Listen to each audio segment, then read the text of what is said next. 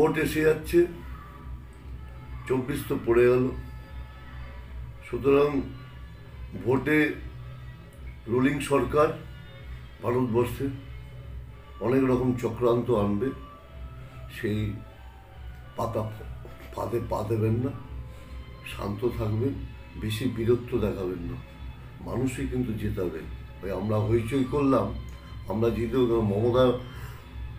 মাননীয় মমতা ব্যানার্জি যা করে রেখেছে তাদের লোক এমনি ভোট দেবে। আমরা যদি ঘরেও বসে থাকি, আমরা পোস্টার নাও লাগাই, আমরা কিছু নাও করি, কিচ্ছু যায় আসবে না, মানুষ রেডি, মানুষের ভোটেই জেতে লোকে, এই ভোটের প্রার্থীরা মানুষ রেডি আছে।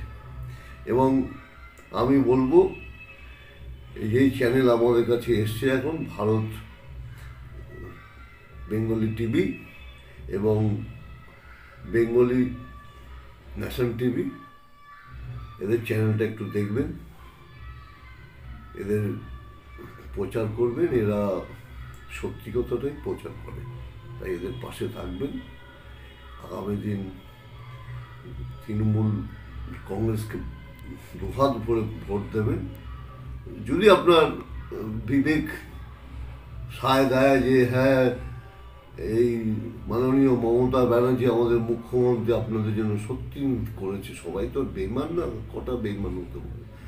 আমিও অনেকের জীবনে, আমিও আমার এইটুকু জীবনে দেখেছি অনেককে উপকার করে মুখ মুছে ফেলেছে।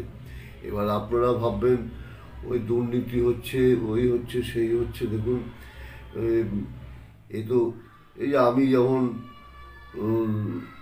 মাননীয় মমতা ব্যানার্জিকে ভালোবাসি বা মদন মিত্রকে ভালোবাসি, আমি কোথায় কি করছি, এ কি ওরা আমার পিছন পিছনে থাকবে সম্ভব? সুতরাং নিজেকেই ভালো হতে হবে। আর যা দেখছেন এই যে কেস খামারি, হ্যাঁ হচ্ছে, আইনের পথে চলবে, আইন যা বিচার হবে, অন্যায় করলে তাকে পোয়াতে হবে, একই মত। কিন্তু প্রশ্ন হচ্ছে যতটা দেখছেন না অতটা দেখবেন, অনেক ক্ষেত্রে দেখবেন না পাড়ার মধ্যে 498 মামলা হয়, ওই আত্মীয়দের নামও ঢুকে যায়, জীবনেও আসেনি আত্মীয়রা ওই ঝামেলায় ঢুকে যায় নাম। দেখবেন পাড়ায় একটা ঝামেলা হয় যে আপনি নেই, আপনার নাম ঢুকে গেল, এরকমভাবে নাম ঢুকে যায় অনেকে। তা বলে ভাববেন না যে এত লোক দুর্নীতিগ্রস্ত, তাহলে আর চলতে পারতো না কেউ।